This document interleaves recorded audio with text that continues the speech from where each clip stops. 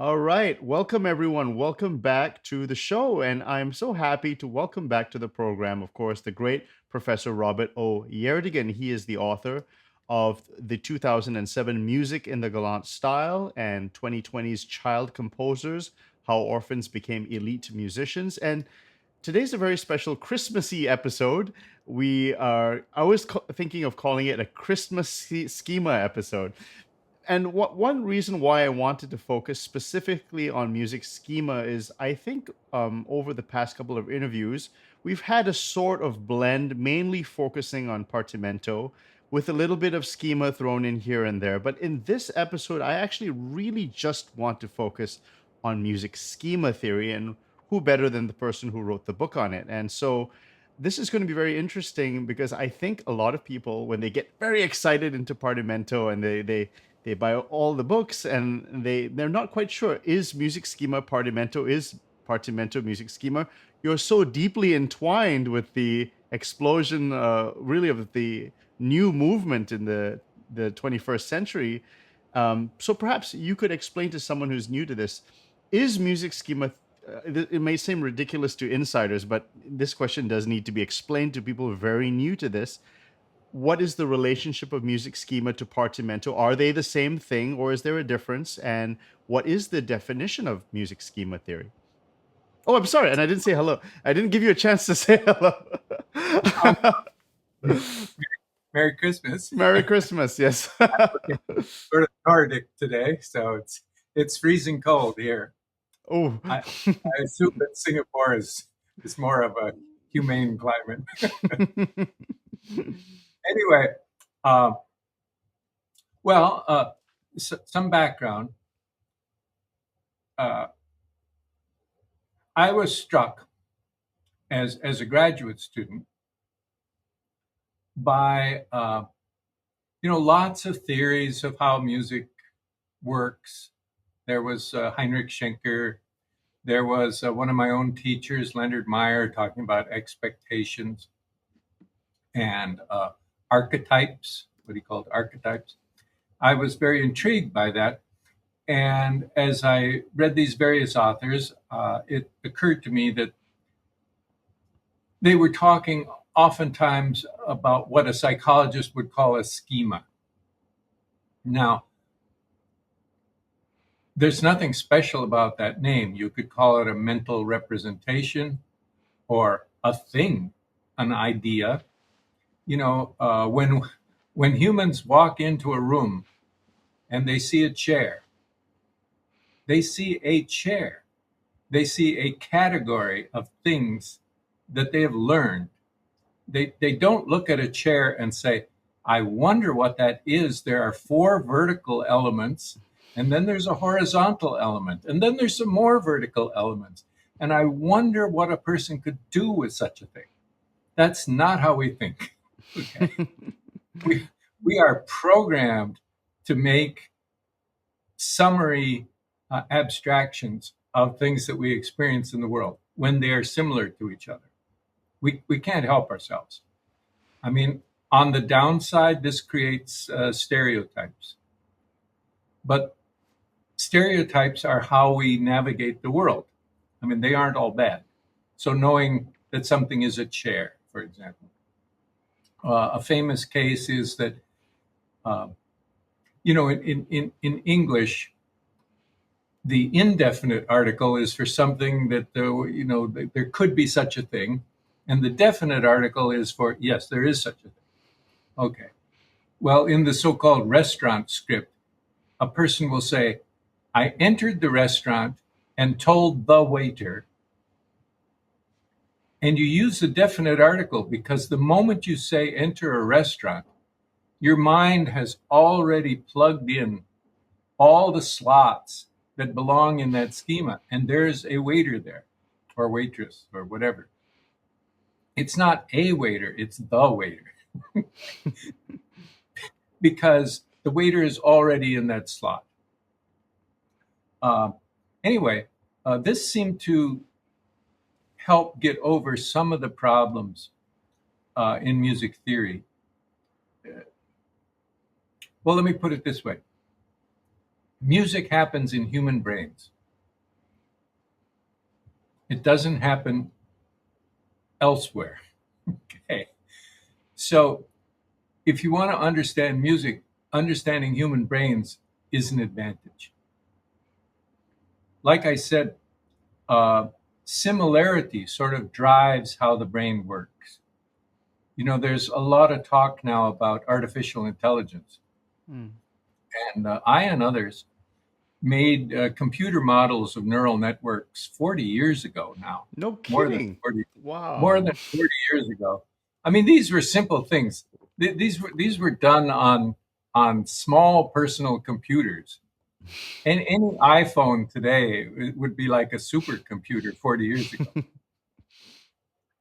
But these early articles did point out that similarity is like the currency of brain computation. Neural circuits just naturally are able to detect similarity very efficiently. And that helps, you know, in terms of music theory, when you're talking about categories of musical patterns, they're never exactly the same. Every piece, you know, it's a different piece because it's slightly different. And the patterns in it are often slightly different. But on the other hand, there are similarities. And this is a sort of a gray scale, you know, it's not black or white. But, let's take, you know, some of these schemas were taught in Naples in the old conservatories. I mean, they just out and out taught them in the way that if you're going to a school that teaches jazz, they're going to teach 2-5-1 progressions. They couldn't not do that. Okay. So, like for Because, instance, a Romanesca was a term. Do you think they would have used? oh yes, they called it down a fourth, up a step. Okay. And since this is the Christmas period, Christmas season,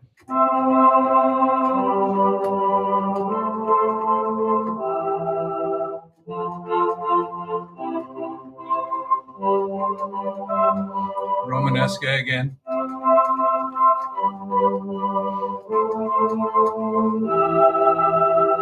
Or another schema would be up a fourth, down a third.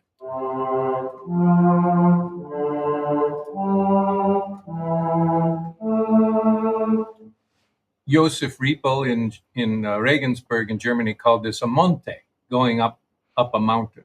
Okay.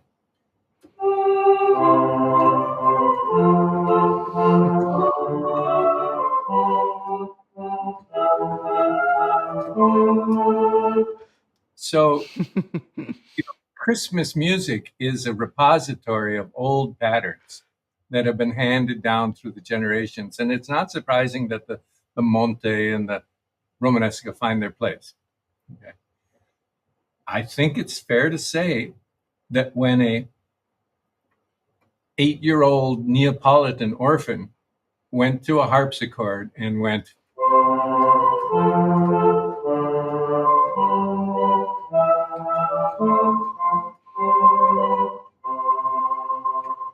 that they were doing more or less the same thing that Riepel's students were doing in Regensburg, or that somebody might do today doing the same thing. Now, everybody might do it slightly differently, but as humans, we recognize the similarity. Okay. And of course, in 18th century music, oftentimes they exaggerated the similarity. They made sure that things rhymed and that they were in the same metrical position. Now, in terms of the history of how this scholarly work went together, I will say that music in the Galant style had no partimenti in it originally. Not a single one. Because it was based on a corpus analysis. It was based on what are the regularities in this repertory of music. But then I went to Naples and I found these manuscripts and they were full. of, of these patterns. And, it would just knock me over that, wow, they were teaching this. It wasn't implicit, it was explicit. They were teaching these kids how to survive by, just telling them what the central patterns were. So I came home, and my wife was forced to hear stories about all this stuff. And she was the one, she said, "You've got to put this in the book." And so I did, because for many of the schemas that I was talking about, which again are just categories of or categorizations of the most common patterns in 18th century music. There was a corresponding passage in a Partimento for almost all of them.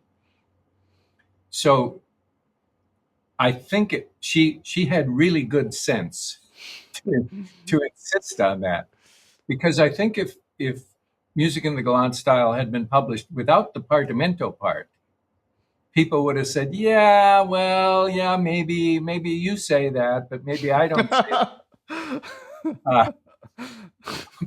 But the Partimento material, it was historical. It was real. That there were thousands of Italian little boys who studied this stuff and carried it all over Europe, carried it to the New World, carried it to Mexico City, to South America, to the Amazon. I mean, this stuff went everywhere. So, Bob, I don't want to interrupt you, but I just wanted to jump in with a very quick question, and I want you to continue, which is, well, if I was going on. You were right to jump no, in. I actually want to speak as little as possible in this interview, but I wanted to ask which question, which is, what is the dictionary definition of music schema theory? So, if, for instance, you open up the Harvard Dictionary of Music or Grove, and you see the entry for music schema theory, what should be that definition? Oh, that's a good question. Yeah, I've never tried to write such a thing. I mean, I will say that the Harvard Dictionary of Music, when I was studying in the university, did not have an entry for Partimento. Yes. So I had 8,000 other entries, but Partimento didn't exist. And I'm sure the same is true for schema. I think a reasonable definition of a musical schema, as opposed to schema theory, for schema theory, you could just say, well, read some of my books or things by Giorgio Sanguinetti or Peter Van Tour, things like that. But and many younger scholars, Nathaniel Mitchell, Gilad Rabinovich, et cetera, et cetera. A musical schema, I would say, is an abstraction of or a naming of a regularity in a musical repertoire. So, 2-5-1 in jazz is a schema. Less so in 18th century classical music. So whatever occurs with regularity that would go beyond what you would expect. This is the way collocations, for example, are defined in linguistics. So you have a word like disaster, and then you have a word like, or a short phrase, waiting to happen. In the context of it's a blank waiting to happen, disaster occurs far more frequently than disaster occurs regularly in English. Okay. So the linkage between the context and that particular word is very, very high. And so it rates pointing out as calling it a collocation. Okay. Or sometimes it's called a collostruction. Well, in the same way, in music, certain events happen together far more frequently than you would expect, given the overall statistics. I'll give you a quick example. If you take a harmony class in the US, one of the few things you may remember after a year or two is that 4 goes to 5. Okay. Even though, technically speaking, it hardly ever does. Because you'd have parallel, right?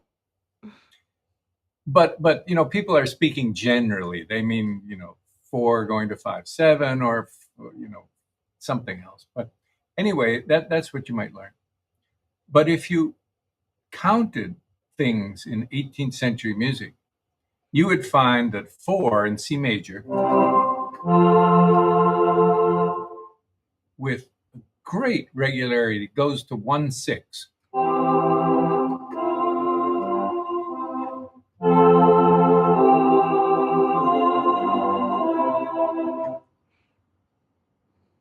And in fact, it's almost a lock that it's going to do that in certain situations. So sort of like the word disaster in the context of it's a blank waiting to happen. That 1/6 chord following the 4, that is so common and such a collocation of events that, I called 4 events a printer. It's related to other patterns like the double cadence, et cetera, but it turns out, based on James Simmons' statistical analysis of 18th century music, it's, I think, the second or third most common pattern in the entire repertoire. Wow. So if one didn't take a theory course, but instead just studied Mozart, okay, the answer would be that 4 goes to 1/6 when it's in a printer. You see, Roman numeral, if there is a theory of Roman numerals, and I don't think there is really, but if there were, it would be based on global statistics. Okay. But that's really a fallacy. People pay attention to local statistics, to the statistics within contexts, rather than to the global whatever. In English, H follows T with fairly high probability. All the words like the and that and this and those, whatever. But when someone says a stitch in time saves 9, they're never tempted to put an H after the T in time. It wouldn't occur to them to do it. Because in that context, H after T is impossible. But globally, H after T is highly probable. Didn't you have a very good analogy of collecting useless data with like traffic lights or something like that? Oh, I don't know. I hope I did, but I don't remember it. It had something to do with if you sat down and just watched traffic lights or Oh, yes. This brings us to harmonic functions. Okay. There's 3 harmonic functions according to Hugo Riemann. And the idea is that the play of these 3 harmonic functions is somehow aesthetic and beautiful and making musical masterpieces. But instead of chords, what if we were talking about 3 lights on the traffic signal? Yellow, red, and green. And we move them around, we turn them on and off at the speed of an allegro movement by Handel. And so the lights would go green, red, yellow, red, yellow, red, green, yellow, green, red, green. And we would watch that for a half hour. And, if it's true in music, it ought to be true in vision. So would we be inspired? Would this be like listening to the Messiah? I don't think so. It's a very strange and peculiar idea, that Well, there's wasn't there? That reminds me of a neo-Romanian. There was a sort of graphical representation of I think it was Romanian, and I'm not sure what it was. There was sort of like a tonets or something.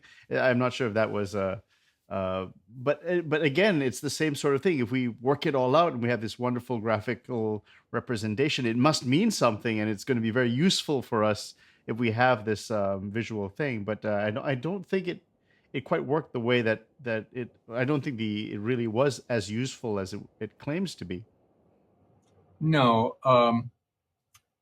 Well, I don't know. Do we have time for a little Yeah. digression on harmonic functions? Well, actually, it kind of really ties into schema, I think, because really, one question I was going to ask you, I only really want to ask you a couple and then bring it to the audience because the audience brought in a tremendous amount of questions. So I wanted to be less about me. But yes, one of the few questions I had was with is schema theory and scale degrees, are they in your mind or a replacement for Roman numerals and harmonic function theory? Or some people really like schema theory, but and they think, oh, I want to take what I like from that and merge it with Roman numerals, or I want to, or do you envision just a complete clean wipe in terms of utilization of schema theory? What do you see in this regard? Because obviously the most dominant form of harmonic instruction today is Roman numerals and functions. We in most harmony textbooks, in typical music, if you go on YouTube and type in music theory, that's probably the first thing you'll see: Roman numerals and functions. So that's my question to you. Yes.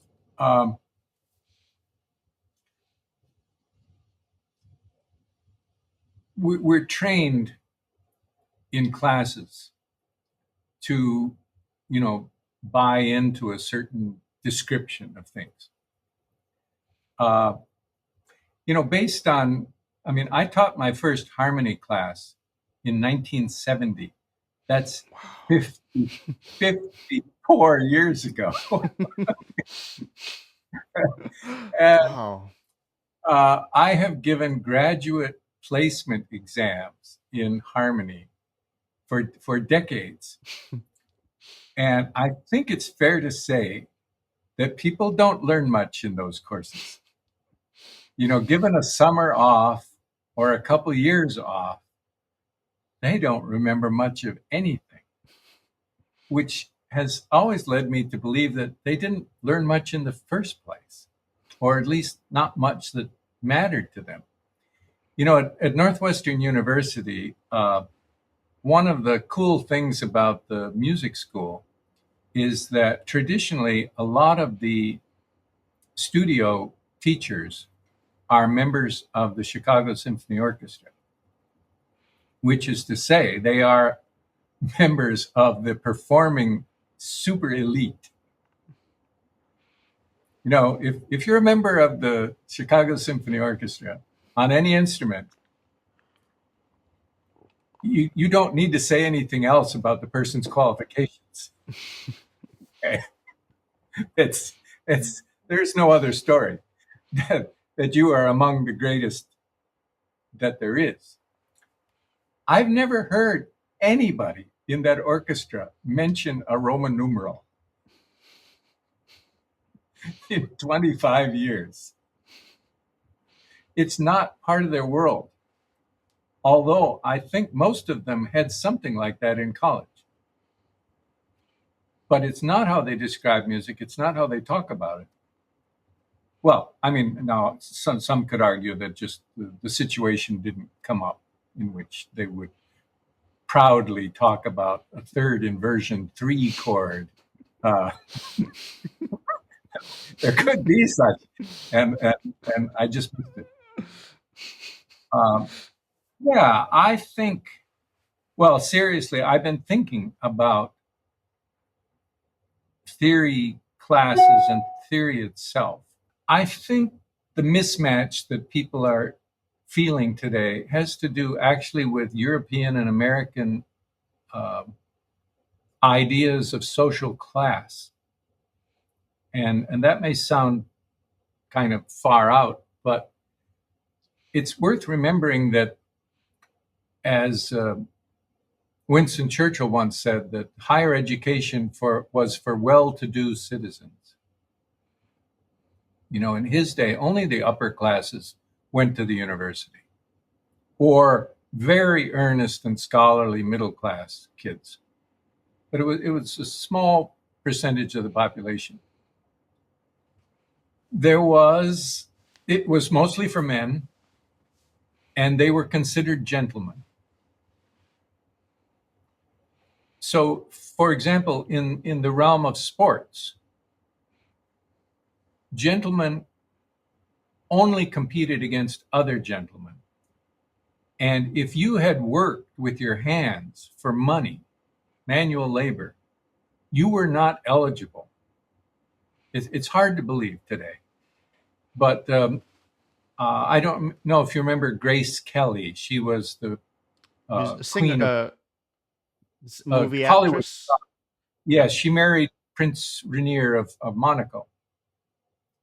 Her father was a rower, you know, like at Oxford and Cambridge kind of rower. He had worked as a bricklayer as a child, and he later became a very wealthy construction baron in the city of Philadelphia. Yes, and he had one of the most beautiful daughters that ever lived. Anyway, the Henley Regatta in England is the like the Olympics for rowing. He was not allowed to enter the Henley Regatta because he had once worked with his hands. And he was a wealthy person. Yes. Jim Thorpe, the greatest athlete of the 20th century, perhaps, was an American Indian.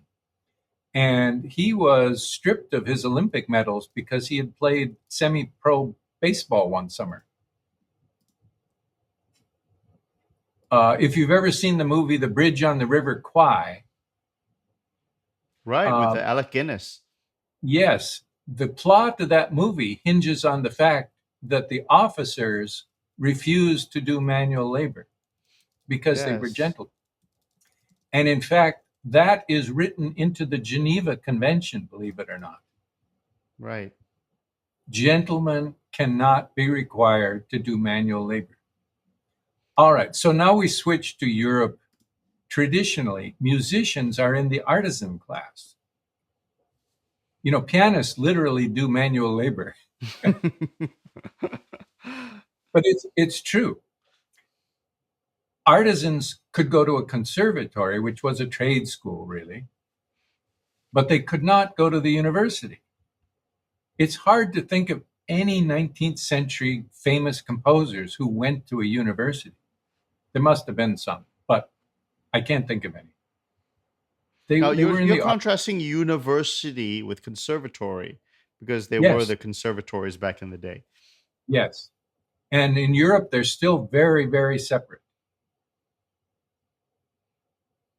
So when it came time in the United States in the early 20th century to set up music departments, the idea was that a university or college music department would not do so-called applied music. So a music department would not teach lessons. It would not teach counterpoint or something like that.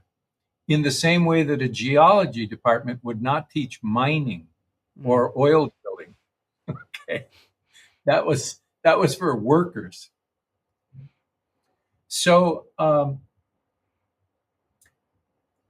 the idea was that a music department, and this was explicit. I mean, a fellow named Archibald Davison at Harvard wrote about this in the 1920s, that conservatory-style education did not belong in a university, and instead it should be based on the theory and history of music. Now, the theory side was so-called science of harmony. But in truth, the science was aspirational. It wasn't actual. Aspirational. It was. Okay. Now here's where I have to get a little bit nerdy and talk about Please Thomas Young. do. Thomas Young was one of the great geniuses of 19th century science, but died in his mid-20s. So think of him as a kind of science Mozart. I mean, just a towering genius without any special instruments or techniques. He thought about color vision. How do humans perceive color? And he made a hypothesis. He said, I think it's possible if they're able to perceive three separate colors, and then you can derive all the other colors from that. This was a brilliant hypothesis. I mean, it just came out of nowhere. Now, he died in 1829, maybe, in that area. His hypothesis was 1802. In the 1850s, Hermann von Helmholtz, who was one of the greatest German scientists, I mean, he was like the 19th century Einstein.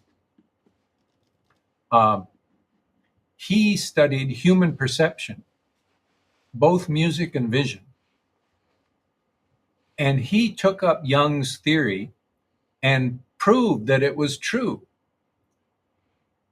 And since he started life as a physiologist, as a kind of anatomist, okay, he and others showed that in the human eye, there actually are little rods and cones that respond to three different colors. This is the so-called trichromatic theory of vision. And it's almost enough to explain color vision. You know, there's actually a physical substrate to this. Now, there's also the neural circuitry that comes after that. And part of that is what's called an opponent theory of visual processing. So, for example, if you stare at a kind of blue for a while and then look at a white page of paper, you'll see, I think, orange or red or something like that, but you'll see a kind of opposite color. Okay, so, you know, the whole package of color vision is not simple. I mean, the brain is not simple at all. It's one of the most complex things in the universe. But anyway, Jung and Helmholtz came up with this three-part, you know, with three things, you could have all the colors. And they actually found, not Jung, but later, actually found that physiologically, we have the basis for that in our eyes. So it's really brilliant science when you think about it. It's a little bit like the English neuroscientist named Sherrington, who 130 years ago said there must be something called the synapse that gets close to connecting neurons but doesn't actually touch them. He had no way to see a synapse. They're only a few molecules big. But 60 years later, they determined that, yes, that's actually true. So Sherrington, Jung, these are amazing, you know, really insightful people. Okay, I think, well, Hugo von Riemann read Helmholtz. And also Hauptmann and von Ettingen and other people. And it's usually from that music side of things that we think of Riemann as getting his three functions, you know, dominant, subdominant, and tonic in the middle. But I wonder, I don't have any proof for this, but I wonder if Riemann also read Helmholtz on vision, because the idea of the three cardinal colors being able to handle all vision is so similar to the idea of three cardinal harmonies accounting for all of harmony. The difference, unfortunately, for Helmholtz is that there's nothing in the ear that corresponds to the rods and cones with 3 different frequency sensitivities in the auditory system, to my knowledge. I mean, much is unknown about human perception, but there's no physical evidence of. It's not like there's a dominant cone and a subdominant Yeah, rod in the ear. exactly. There's nothing like that. And in when you get down right down to it, what Riemann and many other German theorists of harmony were saying is that, well, everything's a cadence. All music is a cadence. The subdominant yearns for the dominant yearns for the tonic, and the tonic yearns for anything else. In terms of aesthetics or the practical behavior of humans, I think it's mostly just fanciful, aspirational science. It's not science at all, really.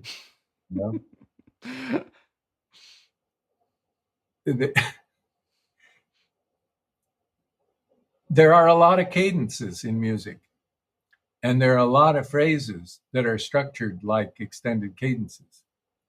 And so, music has so many patterns in it that if you want to believe that everything's a cadence and every 4 wants to go to a 5 and every 5 wants to go to a 1, you can find evidence for that and you can make yourself happy.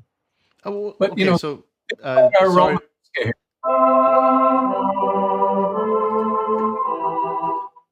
Well, 1 goes to 5, but 5 doesn't go to 1. 6 goes to 3. And most theories of harmony say that doesn't make any sense at all.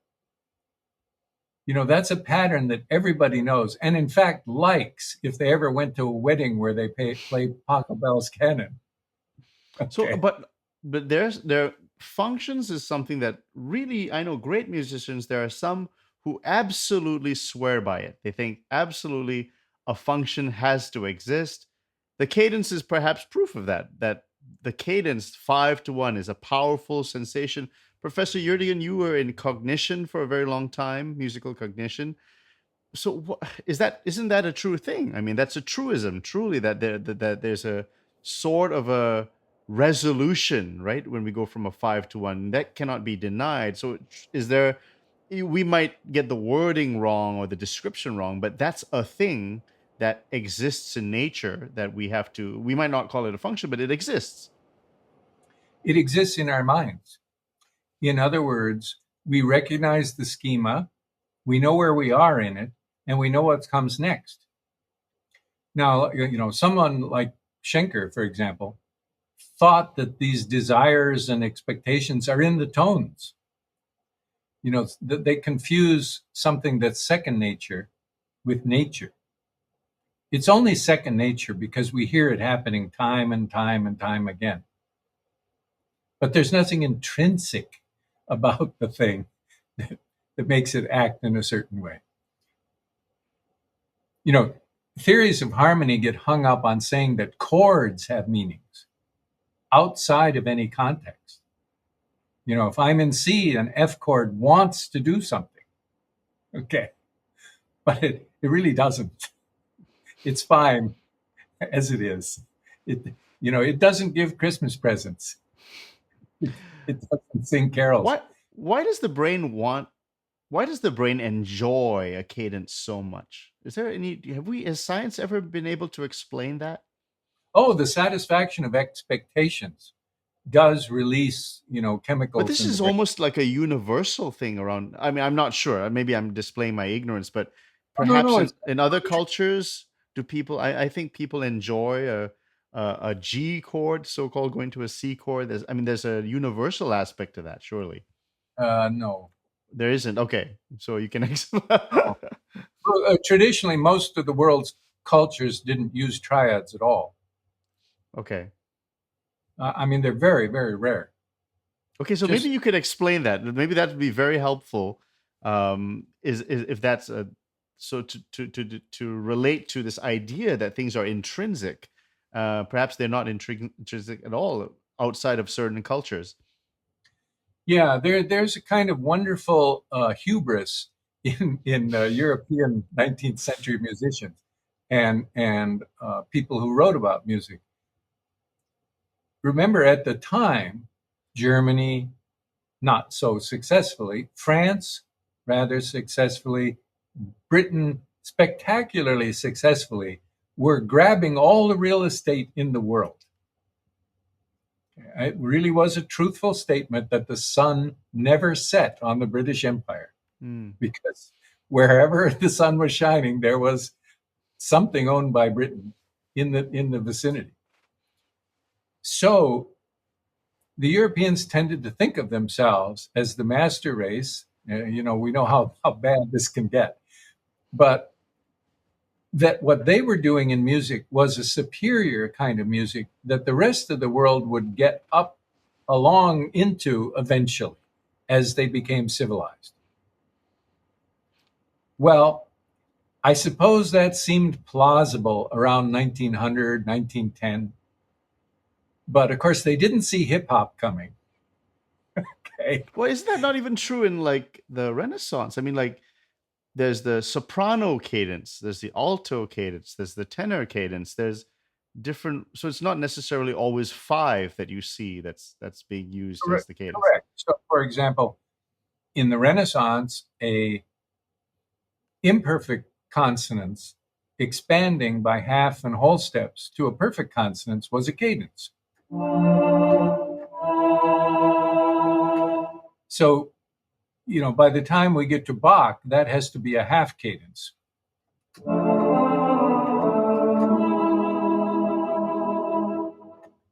But in the Renaissance, it's just as good a cadence as it's the same Mm. cadence. Now, some of those can be interpreted as 5-1, some can't. But it was a melodic art. It was the combination of melodies. Mm. Okay, so there wasn't this primacy of 5-1. That No, didn't. That. no. Now, Hugo Riemann, again, in his history of music theory, was quite explicit. This is, if you want to call it colonialism in the historical sense. He was quite explicit that even Gregorian chant was based on harmonic functions, but Wow, they didn't know it yet. That that's they a were just strong claim. yes. These are universal claims. You see that all of mankind is subject to harmonic functions. All of human history. It's just that most humans were ignorant and unaware of this shining light that German science was going to shine on them and make their lives better. But, for most of the world's people, rhythm and melody are the whole ball game. I mean, for most of human history. Oh, And harmony of the European type really doesn't come into it until European influence. right. Okay, Professor Yerdigan. So I have just one quick question, then I'm going to go to the audience questions, which is, can you Okay. speak on the concept of fundamental bass in an in-depth way? So, for instance, Mozart described the inversions of a seventh chord to Thomas Atwood in his lessons with him, and you use as a famous example in the Child Composer's book that the Paris Conservatory used Catel's harmony textbook over Rameau as they selected him.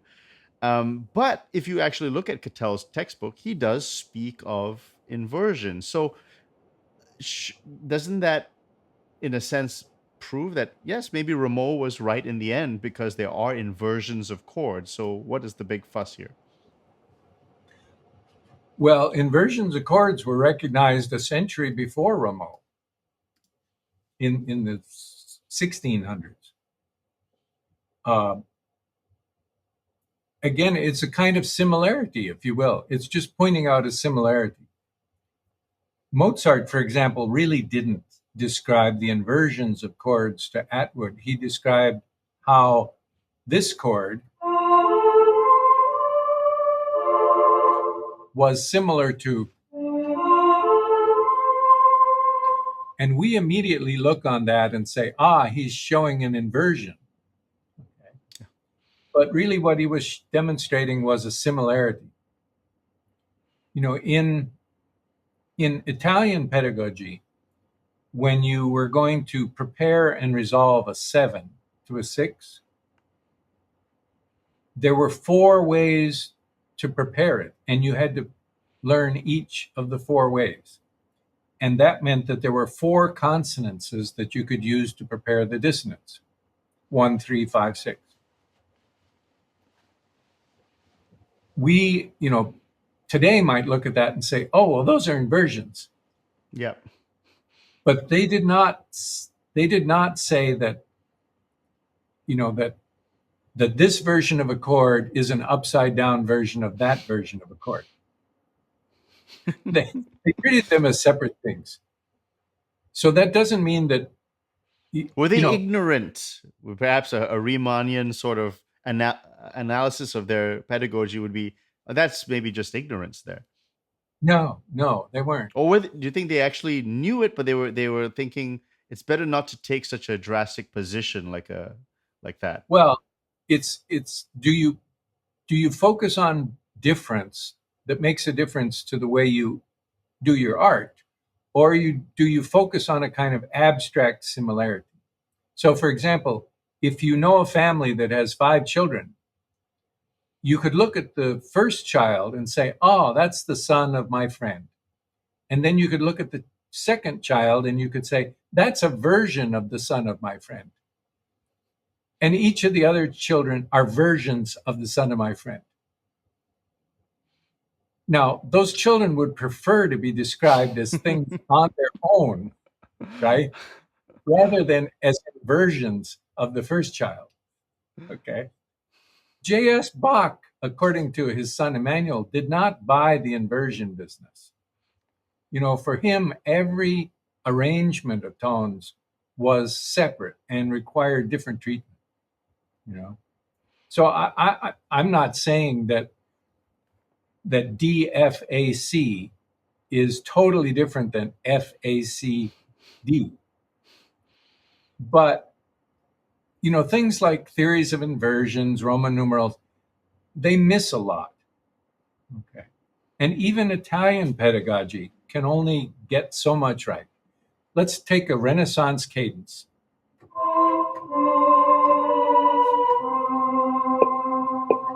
Or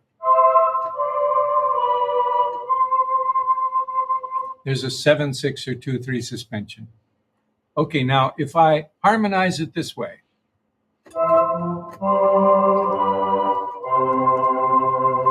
the bass is going E, F, G, G. I have a tonic chord, a passing tone, and then 2 dominant chords. But if I slow the bass,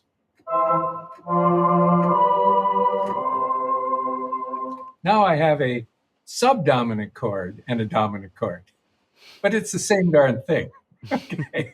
And in fact, in Italian pedagogy, this is a simple cadence. And this is a compound cadence. So you can see when you have multiple voices acting semi-independently in time, trying to pick a single abstraction nomenclature, yeah, to say what's really going on is not so simple. Hence schemas. Schemas have a range of variation. I mean, these are all, if you will, instantiations or realizations of a basic cadential schema. And it happens to be in the upper parts, which causes a lot of mayhem for Roman numerals or even thoroughbrace. They have to treat those as almost entirely different things. Right. Whereas when we hear them, they're not really different. Right. Okay, so thank you to my audience for sending in all these questions, and hopefully we can do justice to these questions. And so, Professor Erdogan, why don't we just start off? And this is a great one because music in the Galant style was released 2007. It's been a while since then. Are there any new schemas that you have discovered lately? Um, yes, I haven't written about any of them, but uh, let me describe it as the coast of Norway problem. I think this comes up in the Hitchhiker's Guide to the Galaxy or something like that. But if you look at a map from a map of all of Norway and draw a pencil, you'll get a length of the coast of Norway. There's a lot of ins and outs of the coast. But if you get closer to it, like maybe 10,000 feet above the coast of Norway, you see now that these fjords, these inlets, themselves have inlets. And now you get down to the ground and you get close to the coast, and you'll see that the inlets have inlets. And the closer you get, the coast of Norway gets longer and longer and longer. And in fact, you can get down to grains of sand and it gets longer and longer and longer. You're going Oh, in and out. that coast looks really tough. Yeah. So the closer you look, the longer it is. It's the same with schemas. The closer you look, the more you find. Okay. And this is true of any human area of expertise. When if you've never made a table, tables are just tables. But if someone starts making tables, suddenly there's a lot of different kinds of tables. Okay. And the same with schemas. There are more kinds of Romanescas than there are stars in the sky. And same for all these other patterns. I should point out that other scholars who know a lot of 18th and 19th century music have been talking about a variety of new schemas. Nathaniel Mitchell just won the Best Paper Award from the American Musicological Society for a schema called the Volta. And I won't pretend to play it for you, but John Rice, a terrific scholar of 18th century music, someone who knows more 18th century music than I do for sure. He has named quite a number of schemas that aren't mentioned in any of my work. And so there's tons and tons of them. Each, as the list gets longer and longer, they tend to be more particular. Okay. Do people? I'm sure Yeah. scholars they send you an email because they almost want to check with the quote unquote Pope of music schema theory. Have I have I is this a real schema or am I imagining things? Or can I get your blessing on this? So Well, you are highly intuitive because actually there's a project going on now to well, your listeners may know that there's a website that I maintain called partimenti.org, and I put up various manuscripts and things. It's huge. I mean, I would guess that most people have never seen everything on partimenti.org. You could spend your whole life there. But there will now be a section that will be like the Hall of Fame of schemas. And so if something, I don't know if we're going to have a committee or something, but if something sort of passes the schema test, it'll be mentioned in this schema repository. It's a little bit like, I think there's some place in Northern Europe where in a frozen mountain, they save seeds from all kinds of plants. So we're going to have, like in frozen South Dakota where I live, we'll store up all the schemas from past times. Okay, this is another two-parter. What are the 5 best books on counterpoint that you'd recommend to a modern Partimento enthusiast? And question 2, back in the 80s, you translated Carl Dahlhaus's book on the history of harmonic tonality. How can we merge his ideas with schemata theory? Okay. Number one, and I don't mean to be, perverse, but I would say the 18th century Italian counterpoint treatises at partimenti.org are the best way to study counterpoint for Partimento. Those are the people who did the Partimenti, and they're really interesting treatises. So, let's see. I see you're going there. Cellini, for example.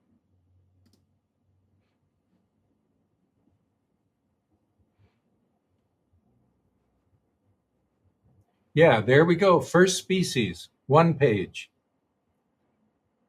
Then if you could go to the next page.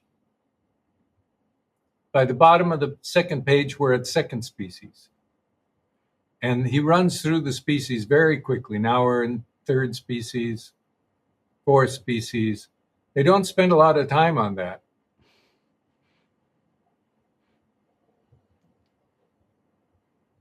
And it's extensive. All of the exercises you've shown on those pages are based on an ascending and descending hexachord in the bass. But it's a terrific education. And one of the things you'll see is that in those treatises, they really emphasize variation. In other words, you give an upper part, a counterpoint, to the same bass up to 5 to 7 times. And each one has to be different. Great. And question. Yeah. Oh, go ahead. Sorry. No. The second part of the question. Carl Dahlhaus, History of Harmonic Tonality. I think that Dahlhaus was the greatest German musicologist of the 20th century.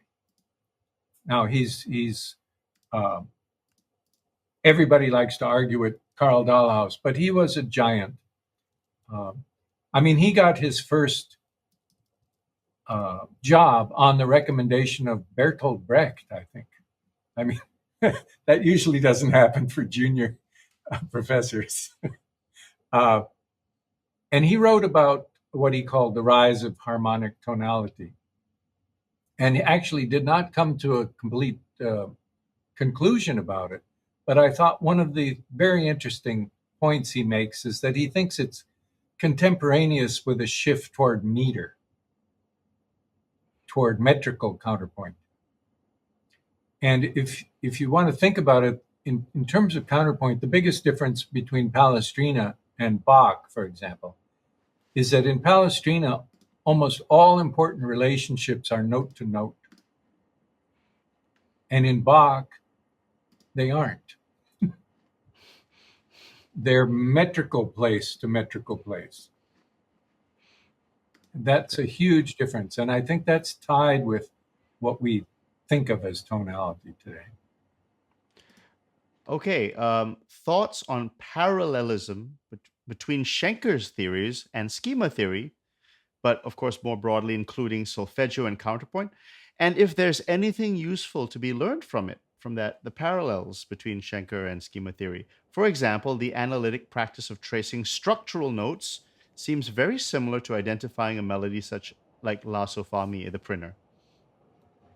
I agree. Yes. There's a lot of interesting stuff in Schenker.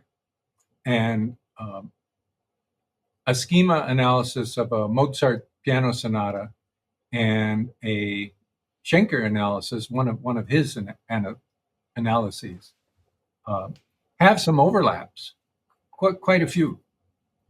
Now, he had, this overarching theory about musical structure that, I've never been able to get on that train and take that journey because, for one thing, I don't have absolute pitch. So, 5 minutes into a piece, I I could remember what note it started on. But if I'm listening to a recording, there's no such thing as a G sharp for me when I'm listening to a recording when I don't know what the key. There's only relationship.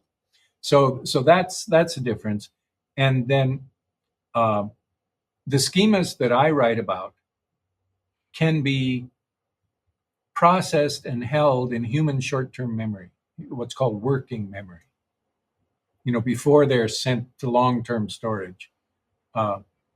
That's the size of the schemas that I've written about. He writes about patterns that cannot be perceived by ordinary people, at least in a psychological experiment.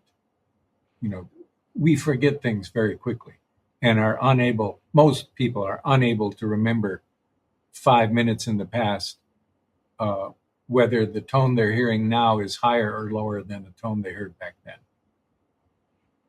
They're quite insensitive to that kind of thing. That's why power ballads in pop music tend to modulate up and never come back down. It's not that they end on a big question mark. It's just that they end where they're supposed to, but it's in a different key than they started with. It doesn't seem to be much use to go back to the original key after you've went up. It feels like you need to keep going up, I guess. Yeah. So you see, in that sense, the necessity to have long range tonal unity or whatever is more a belief than anything else. If you look at old opera scores, you'll sometimes, the actual scores that people used in the 19th century, it's very common for singers to transpose the arias. There's a famous Bellini aria called Casta Diva, and it's never sung in the original key, or hardly ever, because the first performer pushed it up a couple steps and it stuck.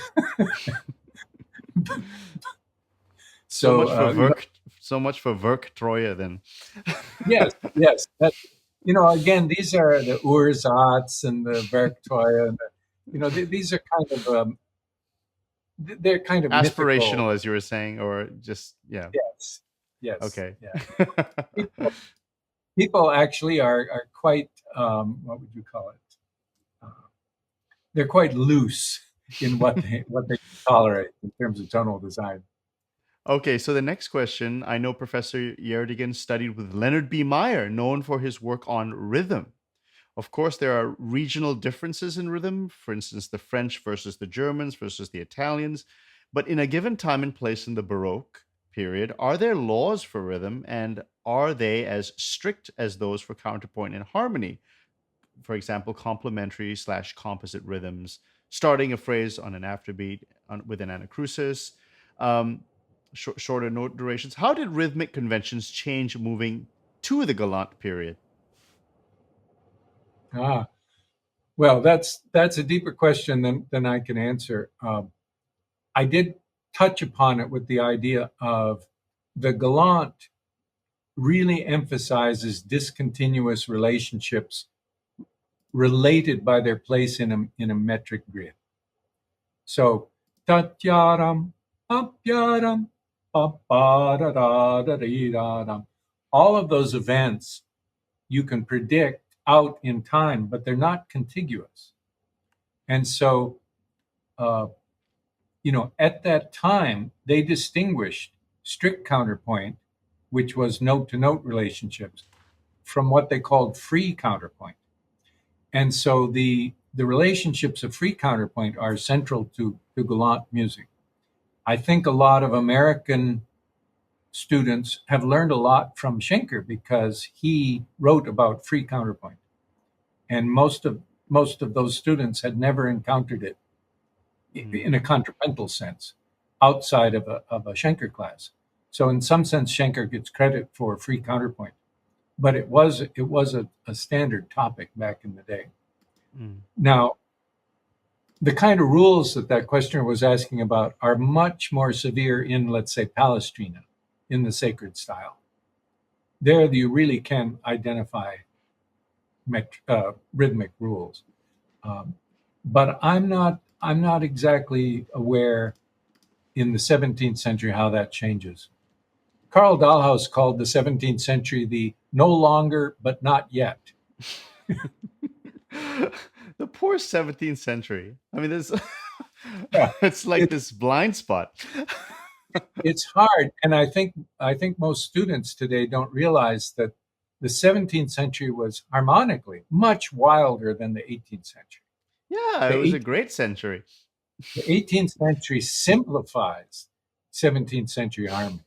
You know, Yeah, yeah, absolutely. Schenker is mentioned again in the next question. Could it be that these schemas contribute to the kinds of prolongations that Schenker later identified in his theories? well, again, I would say depends on how prolonged. It's funny. Prolongation at the Paris Conservatory was a suspension. You literally prolonged a note.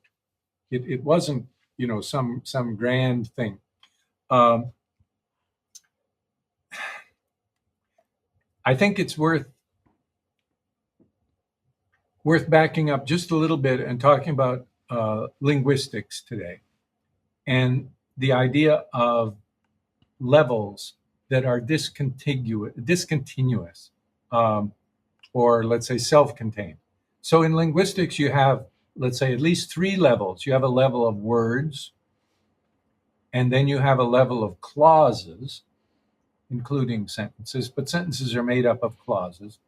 And then you have a level of discourse, how you put together like a novel or a poem or an oratory. Well, if you think about it, the level of clauses is really separate from the level of words. You can plug in all kinds of different words in a clause in the right slot. Doesn't matter to the clause. It still makes sense.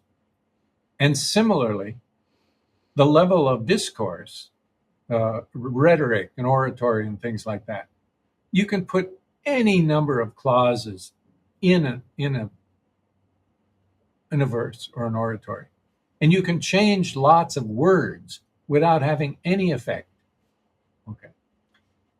Schenker takes the rather extreme position that each note has, a kind of necessary function in a vast time scale. I don't think that's plausible. But at smaller time scales, I think he's often very astute as to what he pays attention to. So there's a lot to like in Schenker, but from my point of view, he goes to the extremes. Who is the Meyer, music? Leonard Meyer did this once with his rhythmic theories. At the end of there's a book by Meyer and Grosvenor Cooper.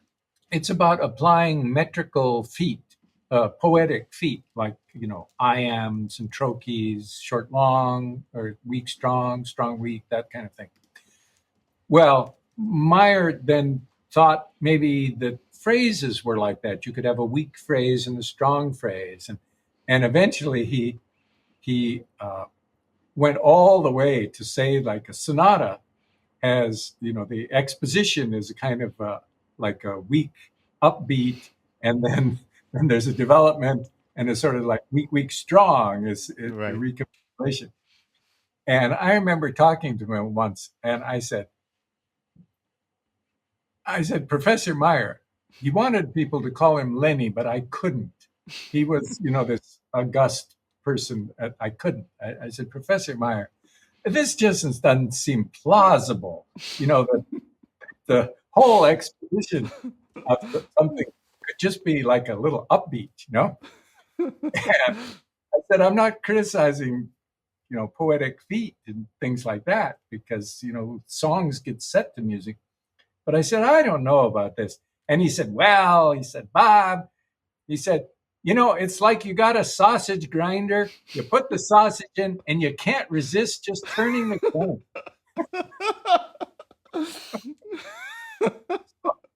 So my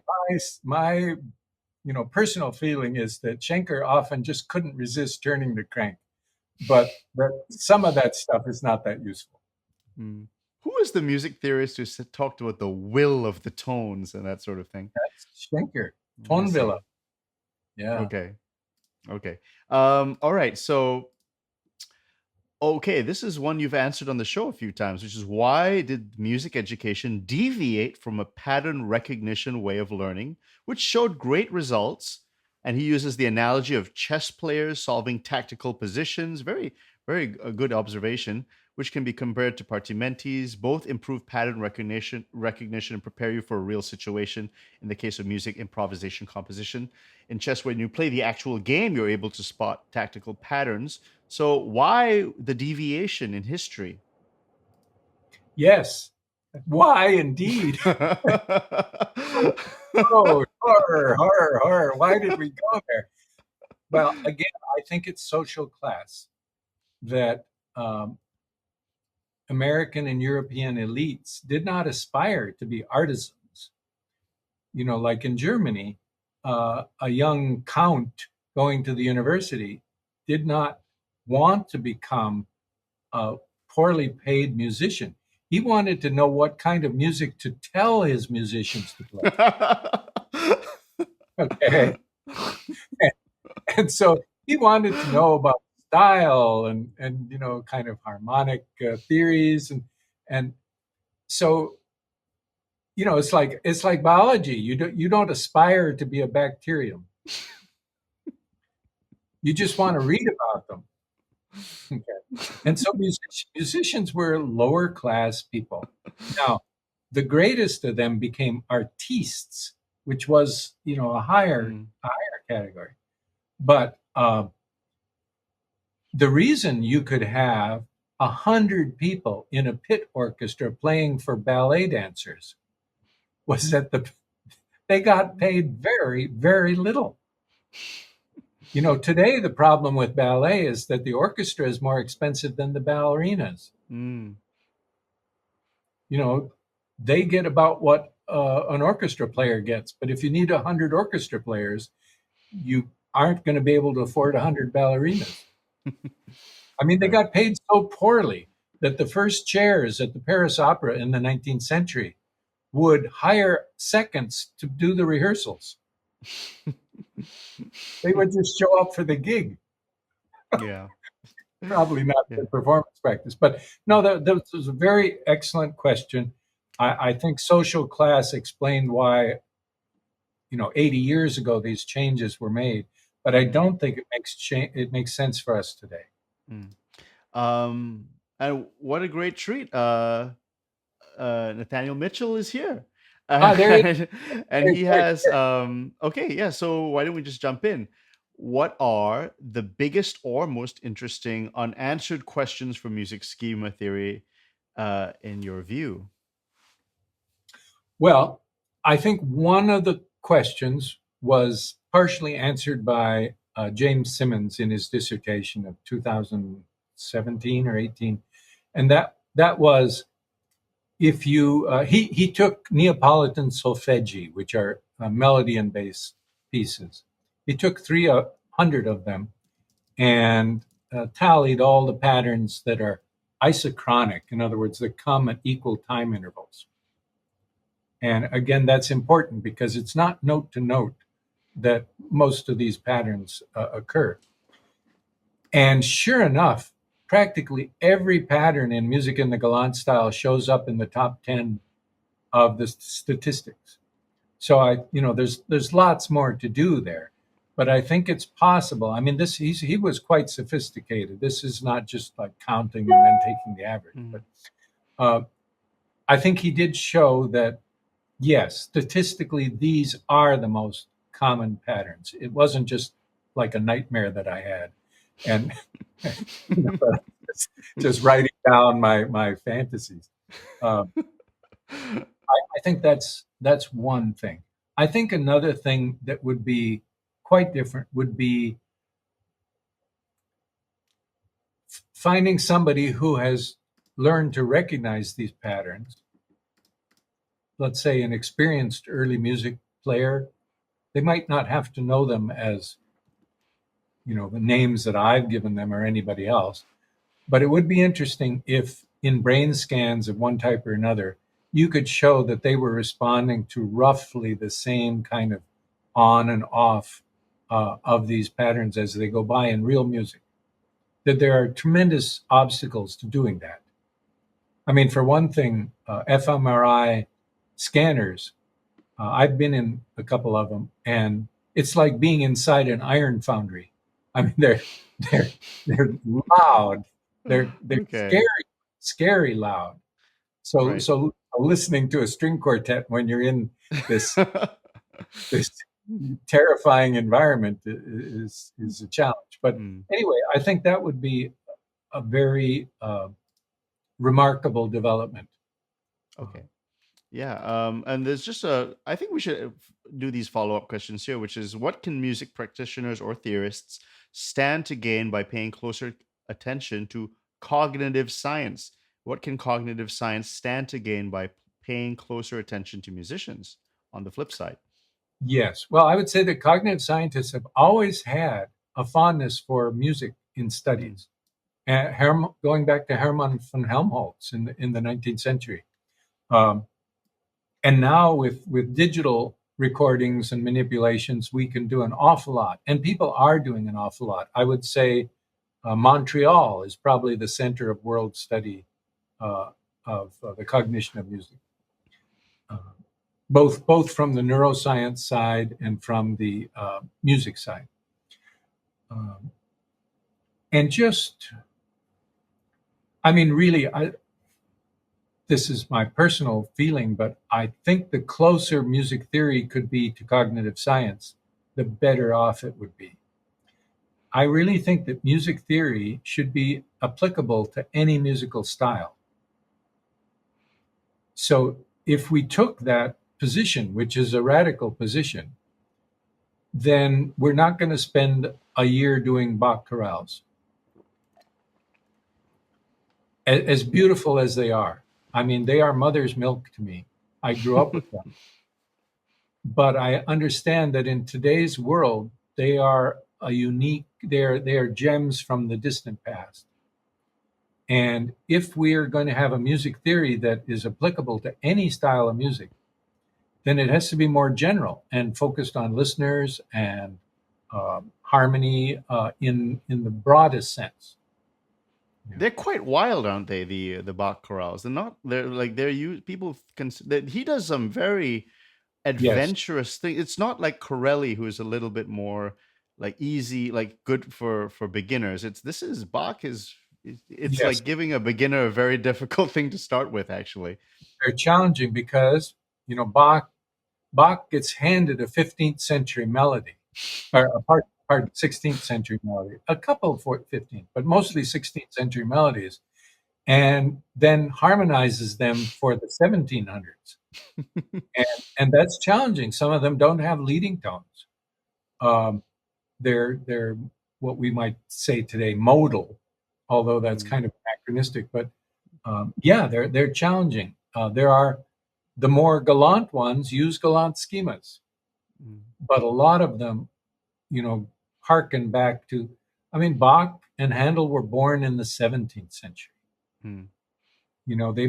They were 15 years old when the 18th century began. Yeah, So they had already learned their craft. yeah. Okay, and then the final part of the this series of questions: what are the biggest methodological challenges of theorizing about the cognition of people we can't study in laboratory settings, like historical figures? Yes. Well, No um, time machines. no, exactly. I mean, I remember back in the back in the time of cassette tape players. I remember one of my graduate school friends saying, if we just had an 8-track tape of Monteverdi uh, sitting at the organ, we would know more about 17th century music than we would know from everything else that we've learned. So yes, it's very, very difficult.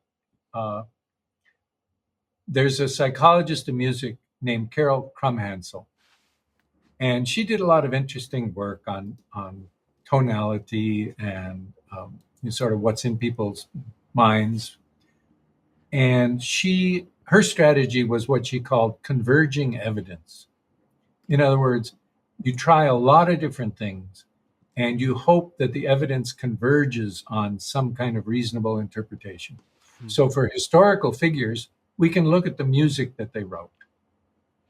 We can look at what their teachers taught them. We can look at what they said about what they did. We can look about what other people said about they did. And hopefully this all converges on a reasonable interpretation. You know, I mean, when music theory only listened to Germans, okay, then Handel and Mozart, for example, were German musicians. They were products of German culture. And whatever they learned, it was German. But today, when we're a little less nationalistic about these things, and especially being Americans, we don't have, there's nothing Norwegian that I can say about Mozart that will enhance anyone's understanding. So I'm kind of neutral in that respect. Now, today, we can see that 14-year-old Mozart is hauled to Italy by his father to see what's going on, that he learns opera writing in Milan, that he studies with the Czech composer Myslivacek, that he goes to Naples and goes to the opera there and goes to the conservatories, and that Handel, to finish his education, goes to Italy. Right? So, this was an international style, but it had strong Italian roots. Right. Okay. So I think that this would have been good to have answered earlier on, but we can just do a quick revisit of this, which is, what is the difference between schema and structure? Can the schema be individual and dynamic, or is it rather universal and rigid? Can we talk about hyperschema? I'm not sure what a hyperschema would be, but schemas have structure, no doubt. But if we define schemas in terms of mental representations, in other words, things that are held in long-term memory, that are processed in working memory and transferred to long-term human memory, then they have limitations. And you can make up structures of any kind. I mean, if we think of the history of 20th century avant-garde music, it's a long trail of one-off structures, okay, that somebody thought would be really impressive, but that no one will probably ever hear again in recorded history. Whereas schemas are something capable of being shared. When a group of people has similar musical experiences, my hypothesis is that they develop similar musical schemas. Do, re, mi.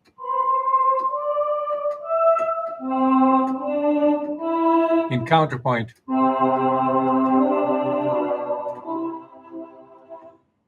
I don't think it's accidental that every third beginning exercise at the Paris Conservatory, but also especially the Naples Conservatory, involved do, re, mi.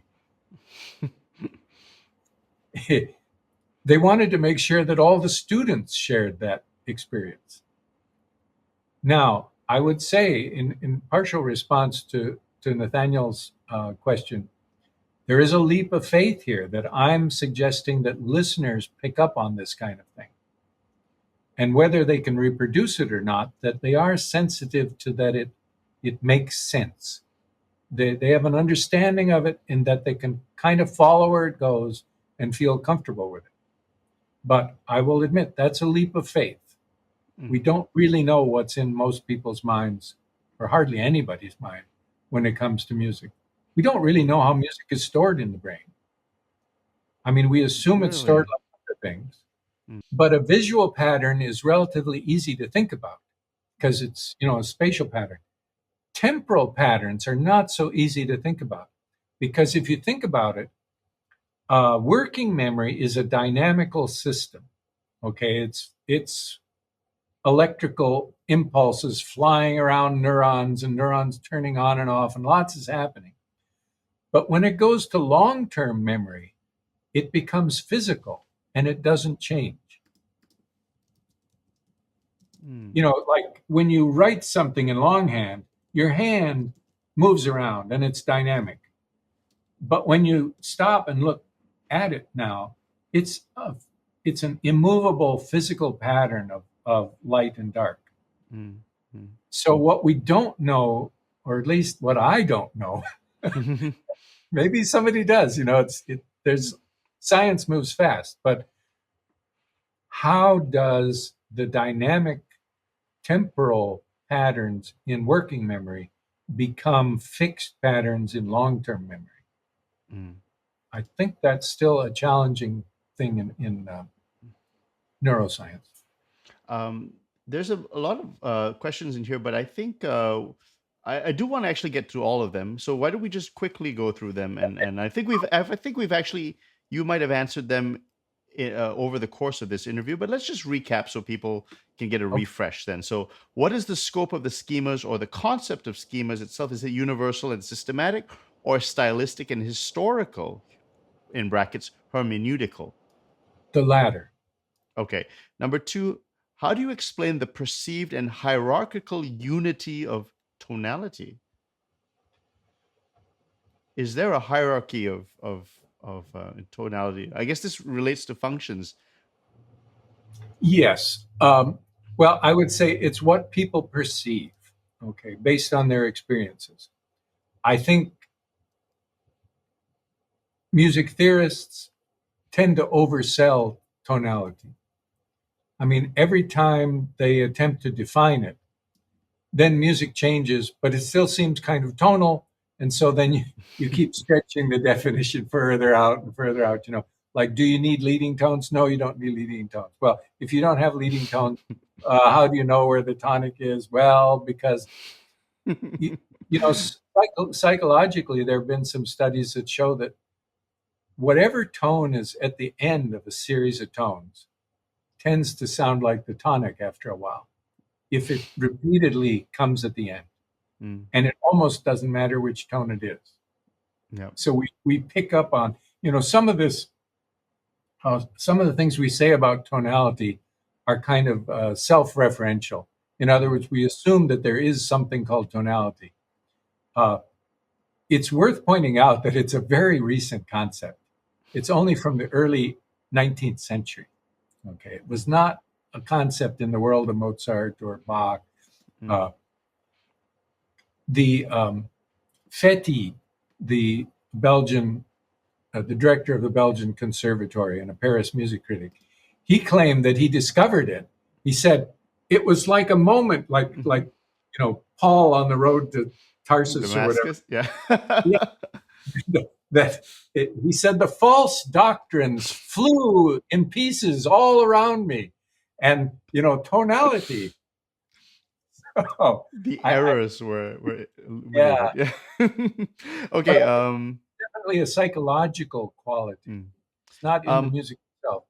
I asked you this earlier, actually. So is your theory a pedagogy for another third-party systematic theory, like something like a plug-in almost, or is it a systematic theory and a pedagogy all in itself?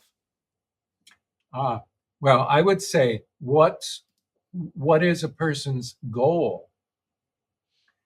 If the goal is to be able to function like an 18th century musician, then partimenti and solfeggi, whatever, it's the only way to go. But if the goal is broader than that, then things would have to be different. If it's jazz pedagogy, I mean, if you think about it, jazz pedagogy is a lot like partimenti. Instead of partimenti, you have lead sheets. Instead of solfeggi, you have tunes. Mm, And, you work practically in an applied way with those tools. mm, So, yeah, I think, well, I should say, I don't think there's a universal musical pedagogy. mm. I think it's style specific. It's regarding jazz, Professor Gjerdingen. Did you ever hear that? I don't know if I ever told you this, but there was a very famous jazz teacher, Barry Harris, who passed away very recently. It was in his 90s, I think. Very like, and also a very like he hated anything that wasn't bebop. So he was a very strict traditionalist, and I, he absolutely despised like modern jazz theory. He hated it so much. And there was a little girl. I think you know who she is. She trained in Partimenti. She actually attended one of his master classes, and she blew him away basically. And he oh, actually in the middle of the class, by the way, this guy hates modern jazz theory. He's very opinionated. He turned to the class and he said, "Everything this little girl is doing is correct," and that's the word he used. yeah, I still teach that little girl. I do. And she can do things that I can't do now. And she's only 10 or 11 or I forget exactly what. But yeah, I would say that if a person can, we're talking about different things here. So if you want amazing results, start at age 7. No question. If you are starting at age 18, then it's question. I think one has to dial down one's aspirations. So, I mean, that's a Mm, difficult topic yeah. because people don't want that to be true. No, seriously don't Yeah. want that to be true. Yeah. Okay. You criticized an article. You criticized Riemann in an article for being complicated with his signals and functions. Are schemas any less complicated to understand? So Uh, perhaps schemas can get, you spoke of variations of the Romanesca, perhaps as just as an example of the many variations of the Romanesca. A printer is not necessarily always scale degrees 4 3 2 1, but sometimes it's melodically. I mean, the printer, as you know, is as there could be many ways of a printer happening. So perhaps could schemas be also just as complicated? sure, it's the coast of Norway problem. If you want to get close up to something and see it in all its richness, it's going to be fairly complicated. But what we're calling complications here are all straightforward. When you hear a variation, you could say it's complicated because there's lots more notes, but actually it's just as easy to perceive as the original in most cases. Riemann, on the other hand, was so complicated even Riemann got confused at times. I, I mean, trying to tell the difference between a dominant parallel accord and a dominant light tone Wechselklang is challenging at best. And it's worth pointing out that neo-Riemannian theory recasts some of Riemann's terms so that they don't exactly mean what they meant in Riemann anymore. So it's conceptually complicated. Hmm. Okay. Now, Roman numerals are criticized when describing harmony. However, you use numerals. I think you believe you use scale degrees to identify bass steps. Can you explain the omission of I guess root fundamentals and the priority of bass steps? Um, is there a loss perhaps if you don't put the fundamental chord in the analysis? Is there a because if you just put the scale degree of the bass note, perhaps there's some insight to having the fundamental chord at a more global view. Well, it was Jean-Philippe Rameau's fondest hope that the fundamental bass thing would all work out. And about 5 times in his career, he tried to make sense out of the rule of the octave in terms of fundamental bass. And he failed every time. Okay.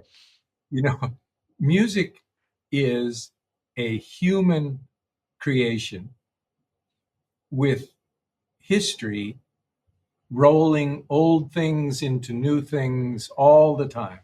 And so it's really difficult to systematize it. Fundamental bass was an attempt.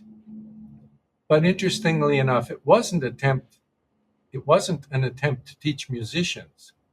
It was an attempt to impress the French Academy of Science.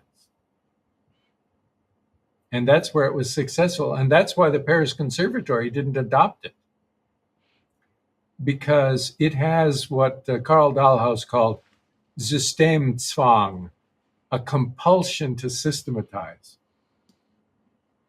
You know, Rameau admired the gravity guy, the Newton. Newton. Yeah, I mean, he quoted Newton. He thought that, something like simple axioms would be able to describe harmony in the way that gravity described the, motion of things and even planets. It was an unrequited dream. He tried his whole life to make it work out. Again, fundamental bass and bass motions and whatever. This is a theory for amateurs.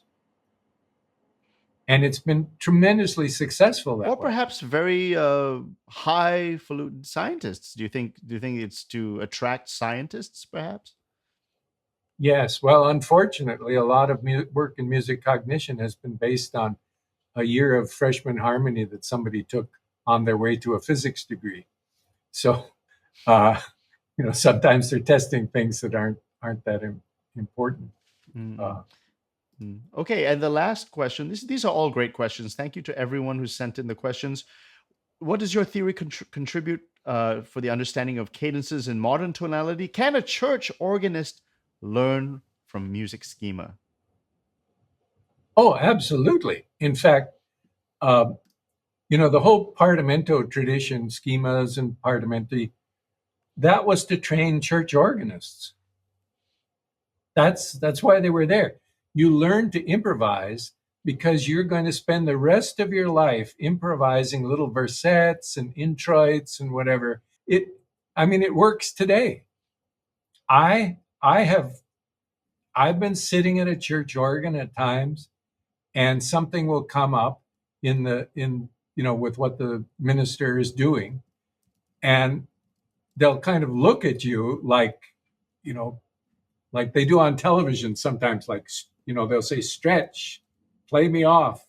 And you just start plugging in these patterns, and everybody in the congregation thinks that you're a genius because music just comes to you, But both in jazz and Partimento playing, the secret of improvisation is that it's never improvised. The only thing that's improvised is what pattern you choose next. Yeah.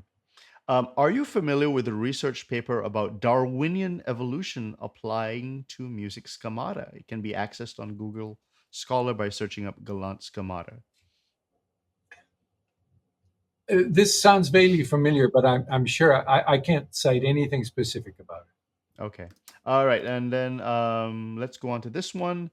What historical undercurrents in music, or even more general music, led to the assemblage of more and more semi-independent stock materials? Did this come out of basso continuo? So it's really a music history question. Did this incredible change see relevant parallels in practices other than music? You mentioned theater in your book. You wove in a lot of very interesting historical parallels. So just the second part of the question, does this also share any underlying causal relationship with the growing preference for sequence, or is it just considered a coincidence or a matter of speculation which cannot be substantiated? This is a very wise question and a devilish one, because as Nathaniel suggested, it's very hard to substantiate anything in the distant past. We're not even sure there was a Shakespeare. So how can we be sure there was a Monteverdi? Uh, yeah, and separating correspondences from causality, that's quite difficult. There's no question that the 17th century went crazy for sequences. It's right there. They were all over the place. What we don't know is, were they always there and they only bubbled up to the written surface when that a certain taste for a kind of instrumental music came along. You know, in Palestrina's style of music gets written down. He's the Pope's head musician. Mm. So whatever he does gets archived.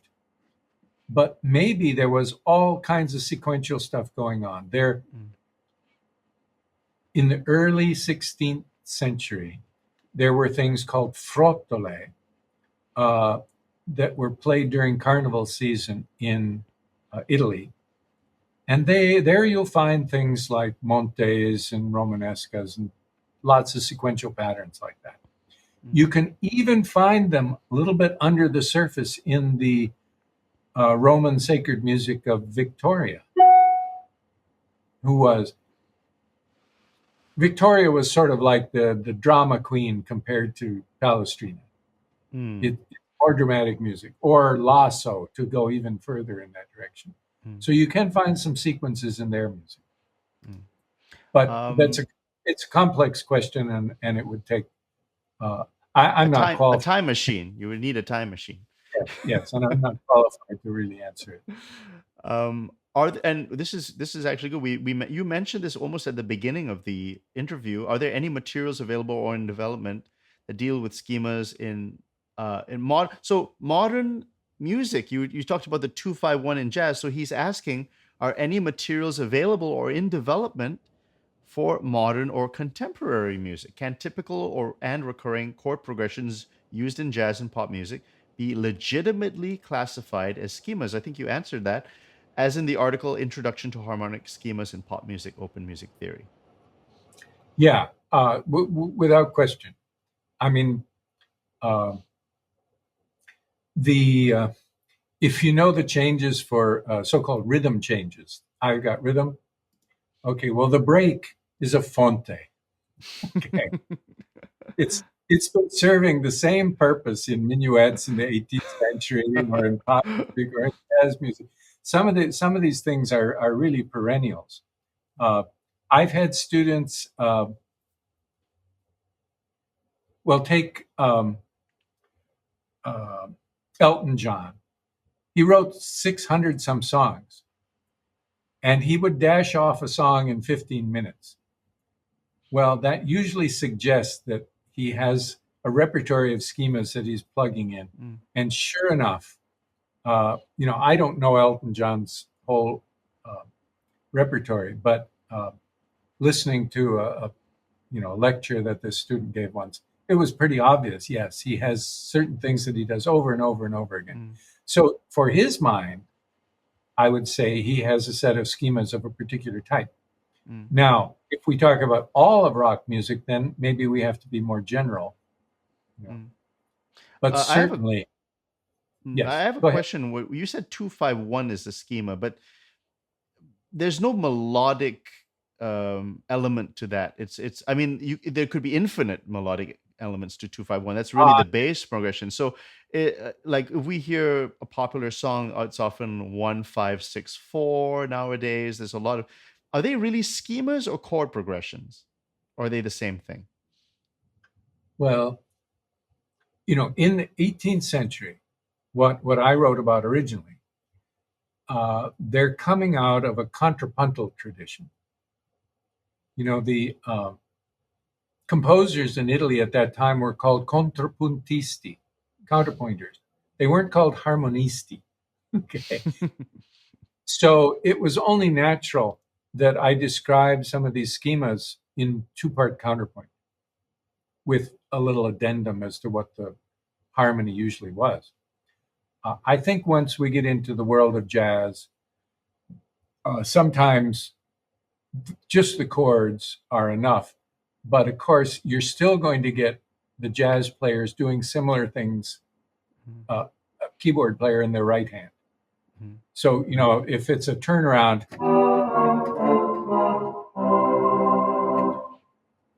and it's done quickly, there's only so many things it could do. I mean, if you're in Honolulu and you want to work in one of the hotels, you have to be able to go.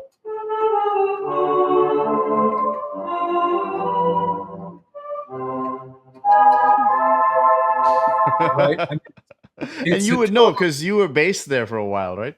Yeah, I was in the 25th Infantry Division in Hawaii. But I mean, it's a total cliche. Yeah. But cliches are schemas too. and in a way, to do popular ensemble music at the drop of a hat, you have to have some shared patterns that everybody knows. Mm-hmm. Now, I understand that for jazz players, they often think of it in terms of standards. Instead of saying a chord progression in particular, you can say, well, that's Cherokee, or that's, rhythm changes or something like that. Mm-hmm. And the final question, and thank you so much, Professor Gjerdingen, for really being gracious with your time to answer these questions. This is a former student of yours. I've attended some of Professor Gjerdingen's classes on figure-based and schemata theory. These were mind-opening classes, to my understanding, much of his work. But to my understanding, much of his work on schemata theory came before his discovery of Partimento. My question is, how would these undergraduate theory classes been different had your discovery of Partimento literature occurred earlier? Yes. I don't remember having any students named Agamemnon, but I'm very grateful that he enjoyed the time, or she enjoyed the time. I think I had one opportunity to teach Partimenti before I retired, and it was in a keyboard lab. And it was one of the most fun classes I had. I tried really hard to almost never speak. And it was just monkey see, monkey do. But you can't believe how successful that is. Seriously. I would go, and then the students, would go, and then I would go, and they would go, and then I would go,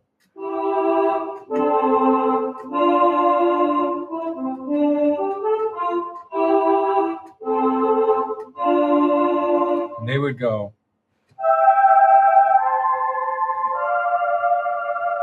And then the tricky part.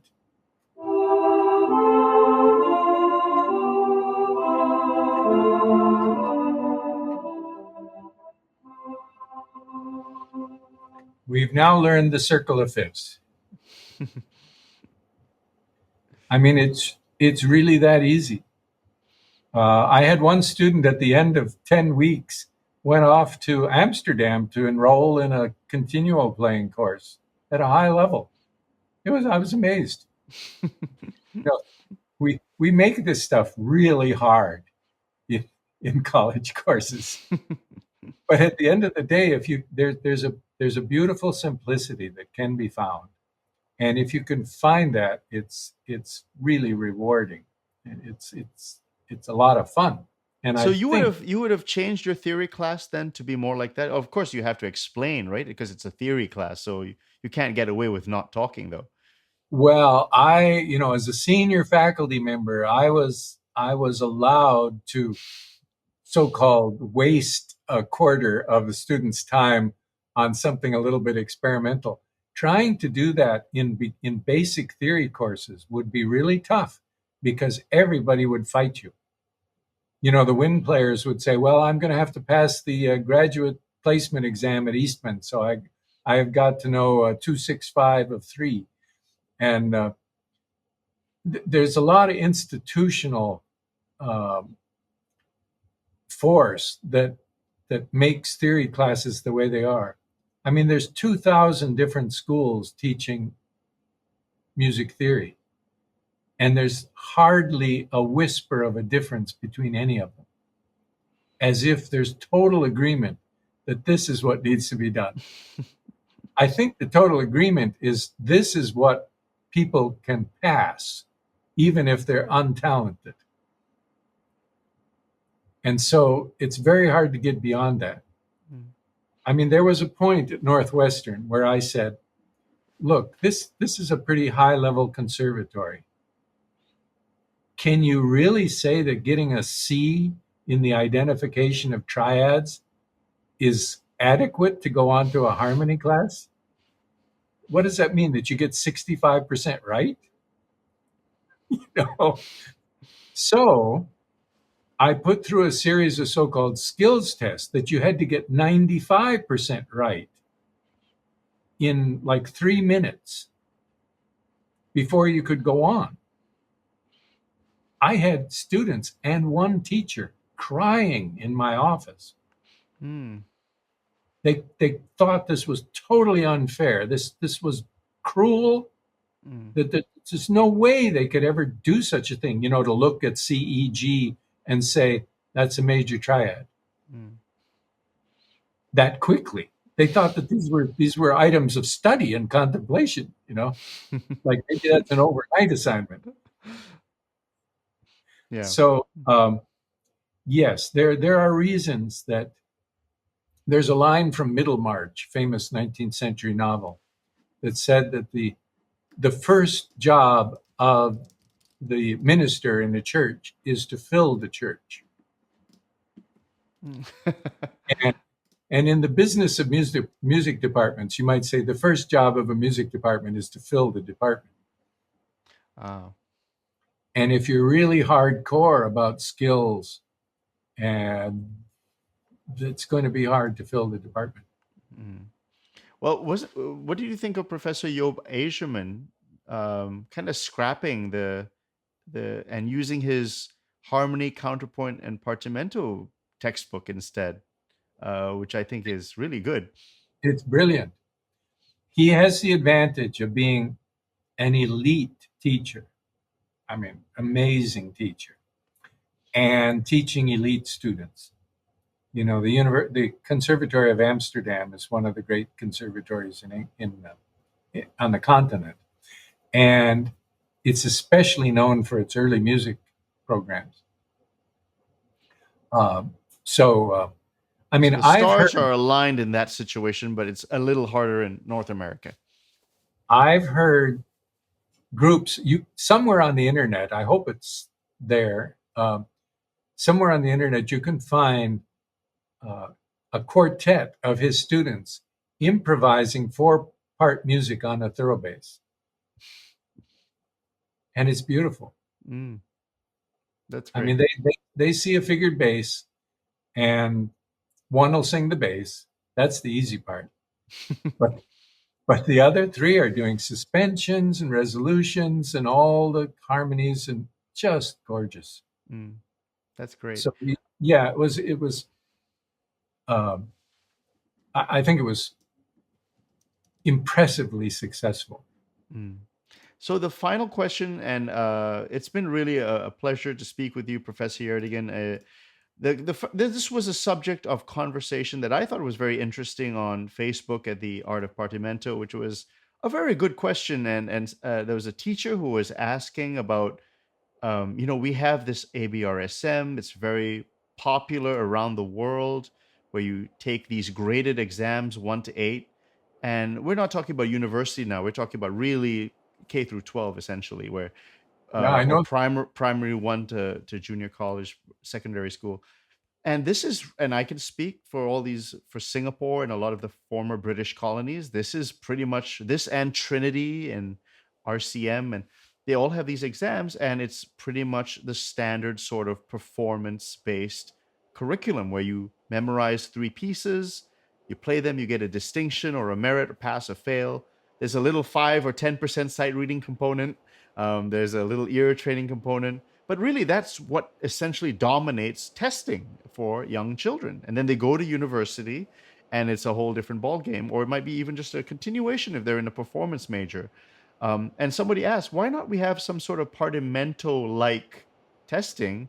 And just for myself, I think testing is wonderful. I don't like the current way it's just performance based.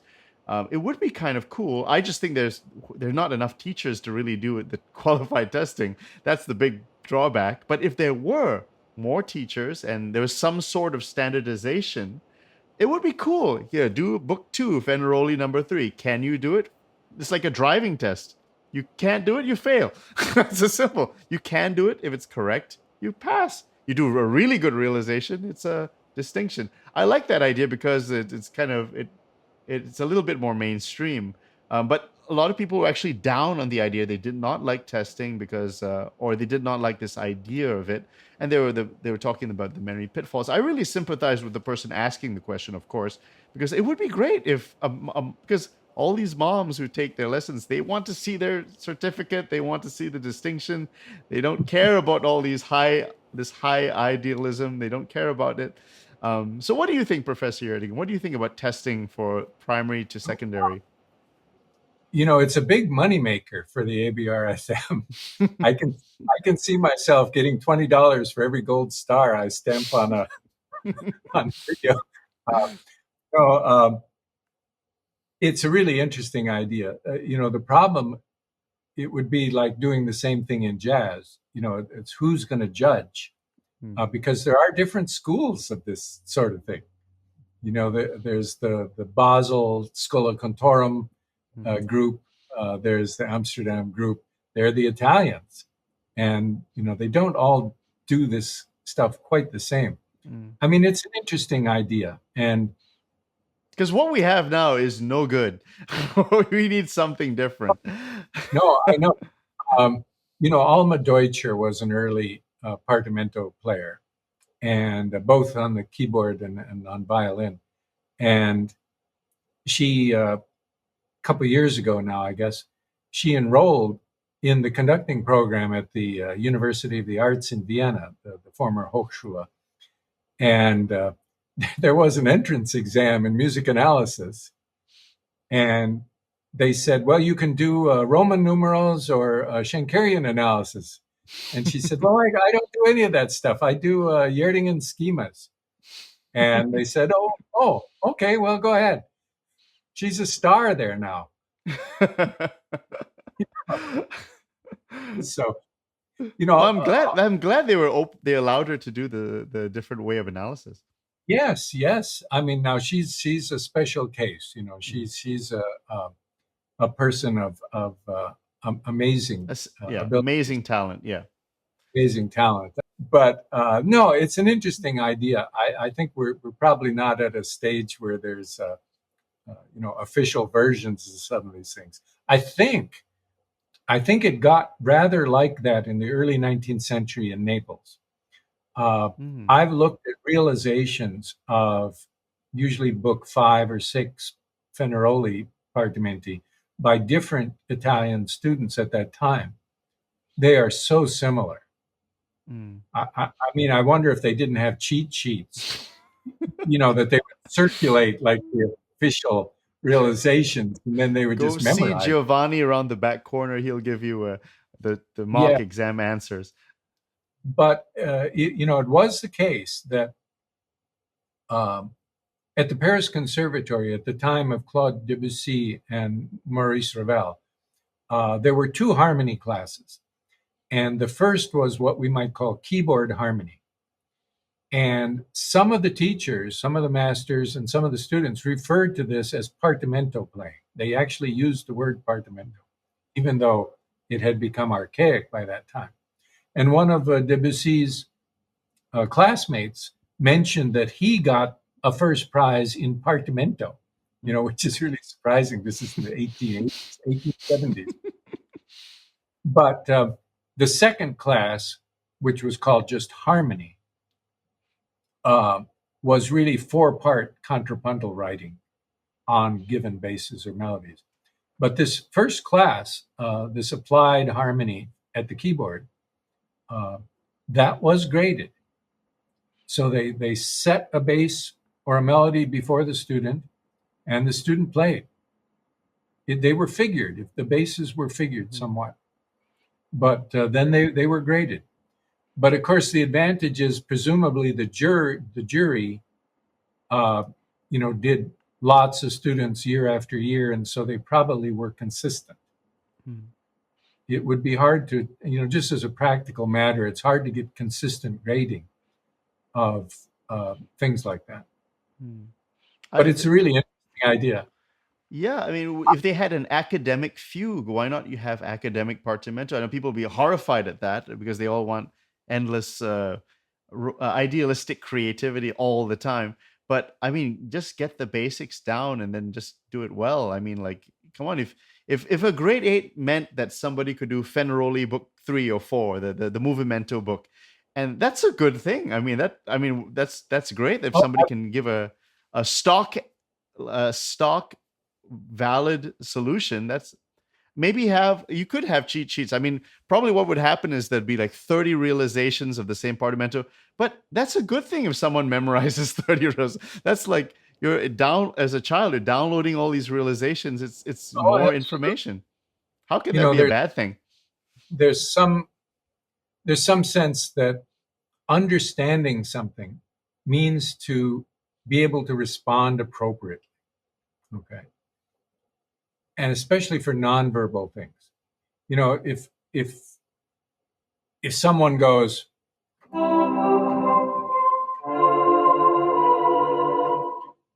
and then the next person goes, I think we could agree that that person understood the first person, right? Yeah. And, when some of these child prodigies do this, it is kind of astounding. They are hearing a lot.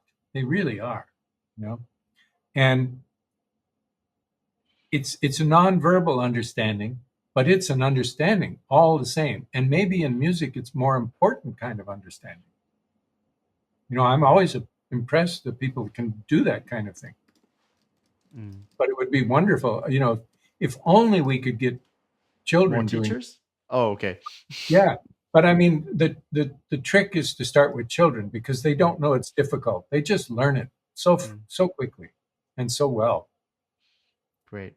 Well, the great Professor Robert O. Gjerdingen, I hope everyone enjoyed this Christmas music schema episode. We heard the Monte at the beginning, so I think that was very fitting. Let's do this like a radio. Professor Gjerdingen, why don't you take us out with a Monte?